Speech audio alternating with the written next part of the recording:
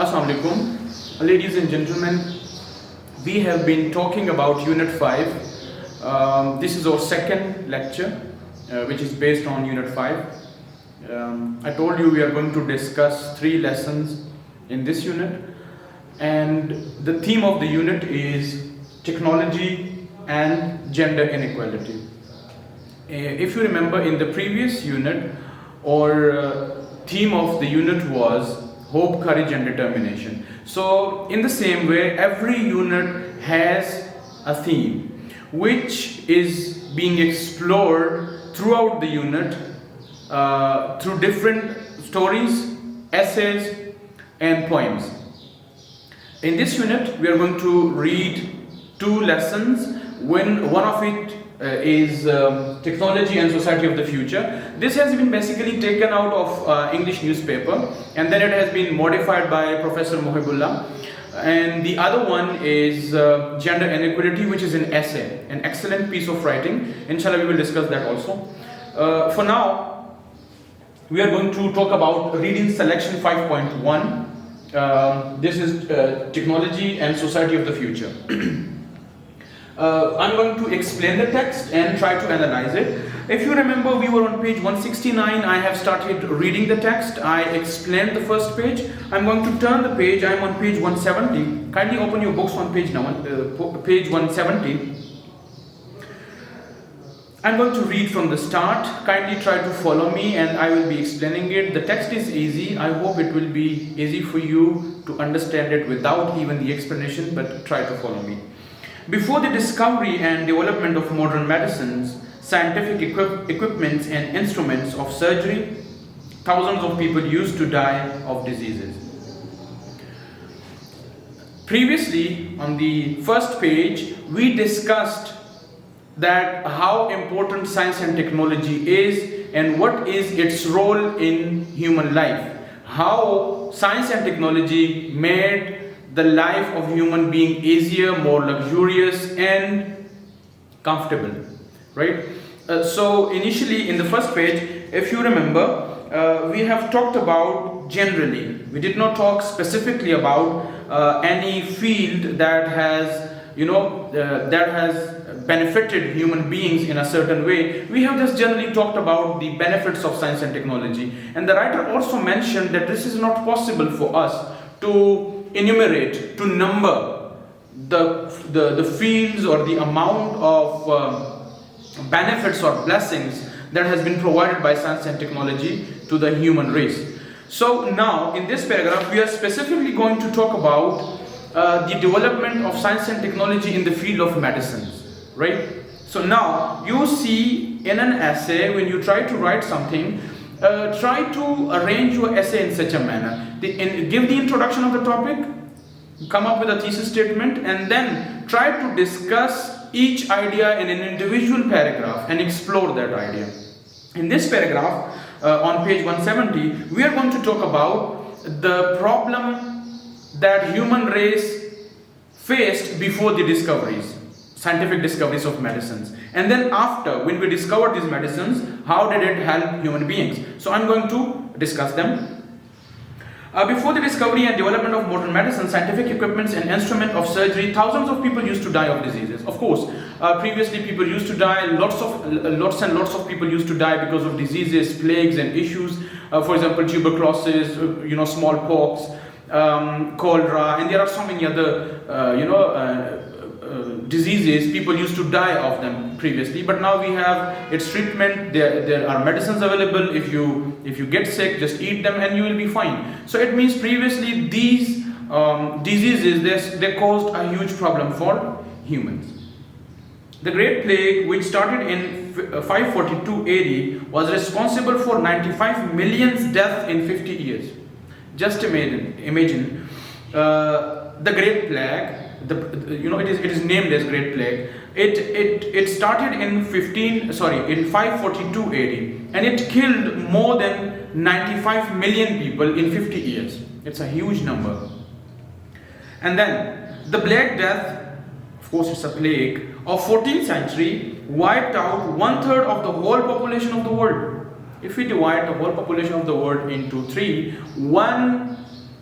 portion of these three portions was wiped out. They were dead just because of the Black Death. It is called as Black Death, and it occurred in 14th century. The pandemic of 1898 to 1918 caused 10 million deaths in India. That was the pandemic which started in 1898 and it ended in 1918, and 10 million people died in India. The influenza pandemic of 1957 killed 8,000 people in the USA only. Just see, like almost 70 years back, in 1957, in America, 8,000 people died because of the influenza pandemic. Millions of people used to die over the battlefield as a result of septic wounds because no antibiotics and antiseptics were available. In wars, in battlefields, the soldiers or the people, when they used to get shot or get injured, there were no medicine available, no antiseptics, no antibiotics were available, so that these wounds can be cleaned off, and people used to die because of that. So see, they have given us a background. Now they are coming towards the discoveries of science and technology, and how did it happen throughout the time, the history, and how did it save human lives. I'm reading from the next passage. Now, with the discovery of various medicines and revolution in surgery, smallpox is eradicated from the world. With the development of science and technology in the field of medicines, smallpox, which is a very dangerous and a very ugly disease. You can see the picture. This is available in your book. This is a small kid, and he's having this smallpox disease. So with the help of science and technology, this disease has been removed, eradicated from the world. Malaria is controlled. Malaria is there in the world, but it is curable now. If you are sick with malaria, just eat a certain dose and you will be fine. And very few people die of plague. And now the plagues are quite rare. Although we are in the middle of a pandemic due to COVID-19, we are facing this problem. But this is not occurring with the speed that it used to happen in the history, previously, in the past times. So malaria is controlled now, and few people die of plague, typhoid and cholera. People are not dying because of typhoid or cholera or even this malaria, etc.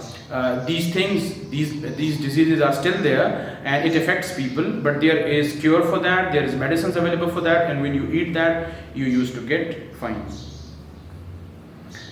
Now, the discovery of penicillin by Alexander Fleming in 1927 revolutionized the treatment of infections and infectious diseases. This is one of the MCQs in your examination also. In 1927, Alexander Fleming, basically, he discovered penicillin.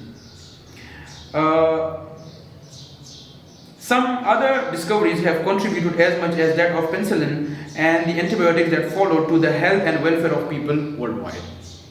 There were also other things, other discoveries in the field of medicine that also helped human being to cope with different diseases and infectious diseases specifically. But penicillin was one of the huge discoveries which helped a lot human being, that they fight back the disease.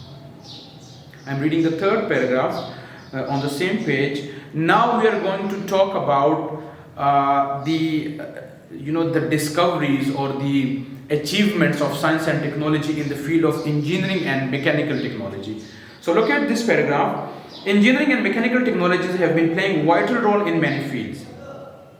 Engineering and mechanical technologies, they are also playing their part in different fields of life. Before the inventions of automobiles, aeroplanes, rockets and steam engines, people used to travel on foot or used animal or animal-driven carts to travel from one place to another. Of course, before the discovery of vehicles, of cars, etc., bikes, or aeroplanes, or all these modern ways of transport or means of communication, before all these things, people used to travel by foot or they used to travel by animals. And I think horse was one of the fastest way of communication or traveling. These were the ways people used to travel from one place to another. Human beings, sorry, the speed was terribly slow as compared with that of today's travel. Of course, the speed was extremely slow. For example, in the present day, if you want to travel from Pakistan to India, or maybe from Pakistan to Saudi Arabia, it will take, it will take more than like maybe 15 days or 20 days or months even. But now if you want to fly from Islamabad to Riyadh, it will take you like 4 to 5 hours. So it's a very short time compared to the previous times. Human beings had to tolerate hardship and suffering of the olden days travel. Of course, it was not easy to travel back then. You had to take your food with you, water, and so many other things, and it was a very difficult task to do. It took Marco Polo, his father, and his uncle Maffeo Polo 3 years to reach China from Venice, Italy. They were Venetians. Marco Polo was a Venetian merchant and a writer and a traveler who reached China in 3 years. From Venice, Italy to China, it took him 3 years. Just imagine. Many people died during the journey. Of course, people used to die. A lot of people died during those journeys. But at present, the means of transportation have squeezed the distance, overcome the forces of gravity, and made possible the exploration of outer space. With the technological advancement, what happened? The distance is squeezed. It doesn't mean that the distance between Riyadh and Islamabad was, for example, 600 kilometers and now it's 200. No, it's not. The way of communication is faster now. We can fly. Before that, man could not fly. Now we can. So the point is, the distance is squeezed. We used to take a very short time to travel from one place to another. Overcome the forces of gravity, which means that we can fly now, right? And made possible the exploration of the outer space. Yesterday even I mentioned that now we can go to the outer space. Man has landed on moon, and they are also trying to reach out to Mars. They have sent Perseverance, a rover there, and it is sending us very useful data these days. Man has reached the moon and is trying to reach other planets. I have already explained that. Never was the world so completely integrated or reachable as it is today.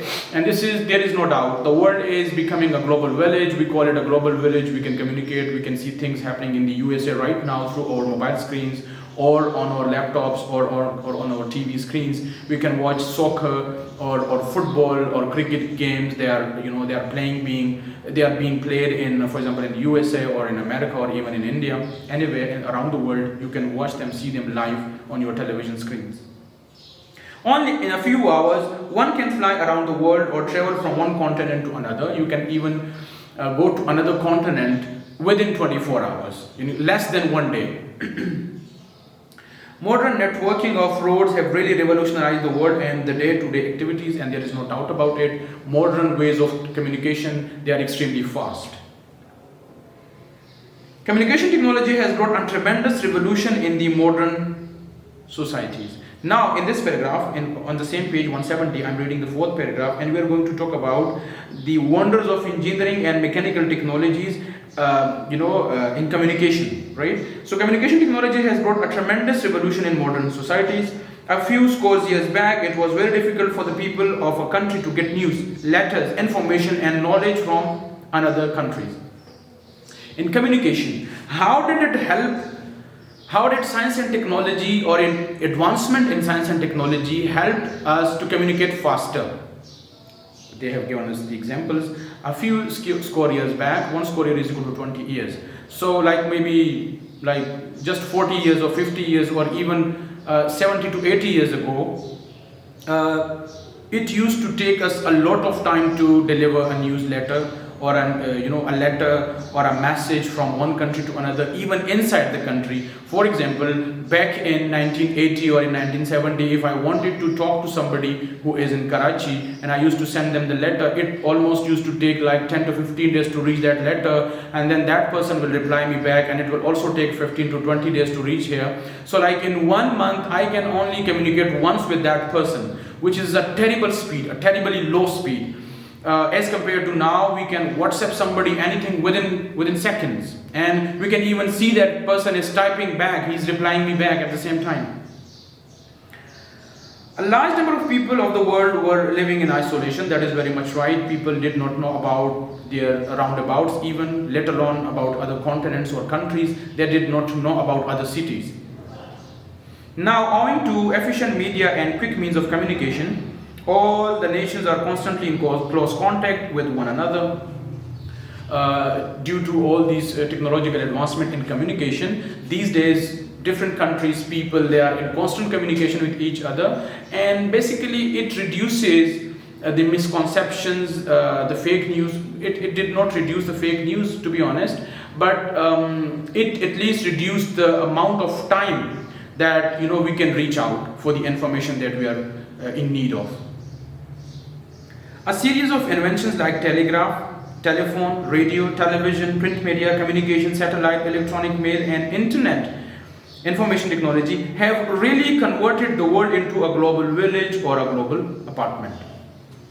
All these ways, telephone, radio, television, print media, communication, etc., and specifically currently these days social media, this is playing a very vital role, and it's a very powerful tool, and it can do so many things that previously were unimaginable.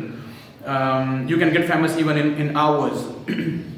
You can deliver your message to more than millions of people just in a matter of day or two. If you get famous, if you want to deliver your message, and if it got the eye of the audience on the social media, you will address millions of people in just a very short time. So through all these things, the world is becoming a more a global village. They are getting close to each other. People are more aware about their surroundings, what is happening around them, even around their countries, even in their continent, or even around the globe, what is happening in America or what is happening in India, for example. So we are more indebted to science and technology regarding communication. There is no doubt about it. It's a tremendous amount of development that has happened in communication field, and that is all because of science and technology. I'm going to stop here. Inshallah, we will finish off this by tomorrow in the last lecture. I hope you have understood it. It's quite simple. The text is easy and simple, and inshallah I will try to finish it off by tomorrow. Thank you very much. I'll see you in the next lecture.